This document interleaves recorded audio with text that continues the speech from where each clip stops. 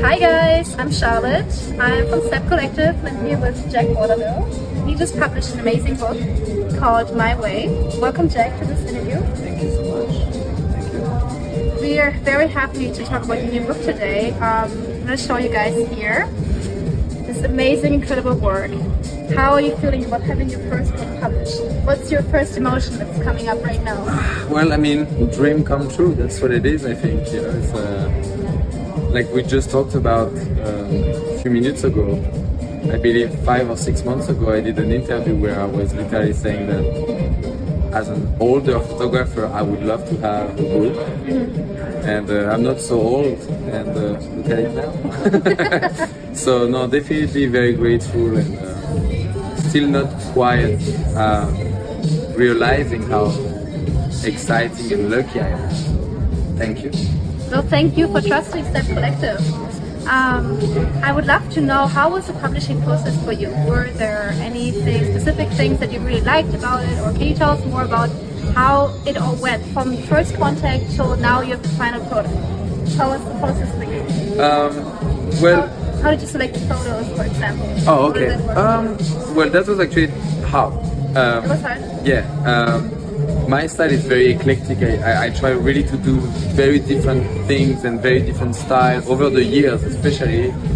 My style evolved a lot, and it's very hard for me to select work when it's so eclectic. Like what can be in the book, why some other stuff cannot be part of the book, and things like that. So it took me, I believe, about a month and a half to finish the selection, and that's with me being terrible with keeping my photos, you know.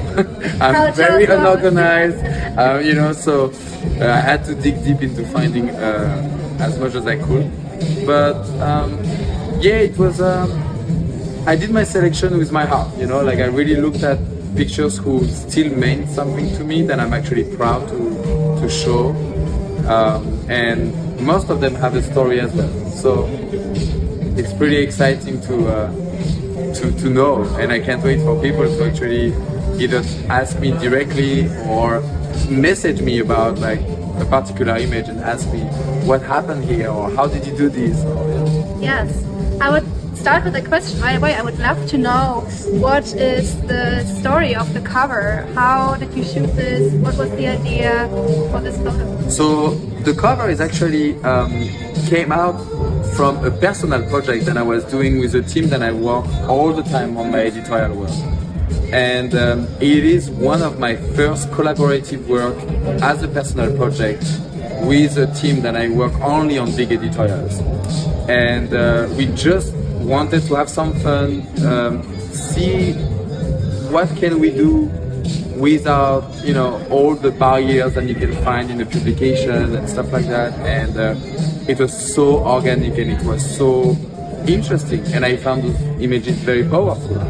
And also, I didn't want to take the easy way to just put, I don't know, a big name on the cover or whatever. Just because then, if you like that picture, I know you're gonna like the inside, you know. So I'm not gonna give you my best of the best. Exactly. I know that you also posted on Instagram the 2 cover options. I really like that you engage with your followers and your audience and make them actually select a photo for you. What I also really like about the book is, speaking about the selection, that you actually really showing yourself here in the first page, where you are actually selecting the photos for your book. So you really use this and use a creative way, and that really amazed me, because it's such an amazing way to open the book, to actually not start with I'm perfect, but actually show the work behind the scenes. Because there goes so much work in being a photographer and editing the photos. How much of your time do you actually spend with post-editing? And how much is the time on the set? If there's like a ratio like 50-50, or can you tell us more about this? Also preparation. How much preparation versus shooting time versus after? So preparation is 80% of the work. 80%. I truly want to arrive on set knowing what I want to accomplish. Give a lot of space for, you know, last minute creative ideas and things like that, you know. But I ultimately want to do my homework, if I can call it like this, you know, where I work on the concept, book the team, book the talent, obviously, and almost in a weird way rehearse in my head what I'm gonna accomplish on set. So then when I arrive on set, it's very rare when I have pressure. I truly want to be there and create with my fellow creators and being able to just truly have fun. I mean, it sounds cheesy, but that's truly what I want to do. I want to have fun and I want to be able to create things that were in my head, because that's why I became a photographer. It's because I think it's fascinating to have an idea and making it. So, and post-production and all of that, it takes some time, but I develop a style that whatever I'm capturing is most likely what you're gonna see as a final result. Yes, I love that. Do you ever get in a state of flow when you're on a set, when you forget time and space, when you just focus in the moment? Is that all the time? All the time, yeah. The hardest for me is to work on a set where there is a lot of rules, or big commercial jobs are really the hardest for me, because we have so many things that have to be done in a certain time, and sometimes even a numbers of shots.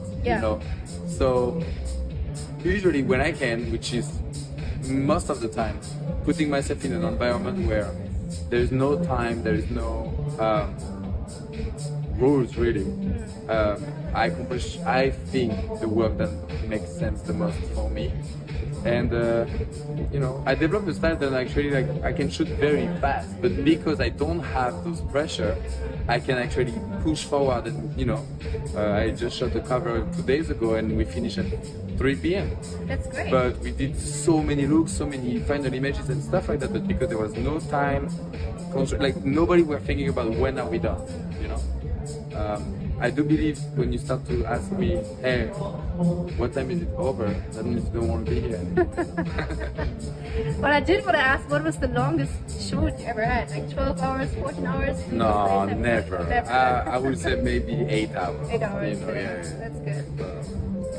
Do you have any advice for younger artists, people that are just starting as a photographer, now you're a published artist, anything that you would tell them? Well, first of all, really try to, if you feel it inside and it's something that you really want to do for a living, truly do as much as you can to develop a style that means something to you. Don't look around, As weird as it sounds, I did it in the past and in a way I regret it. Don't try to compare yourself ever. Don't look at what other artists are doing, especially in this generation of artists.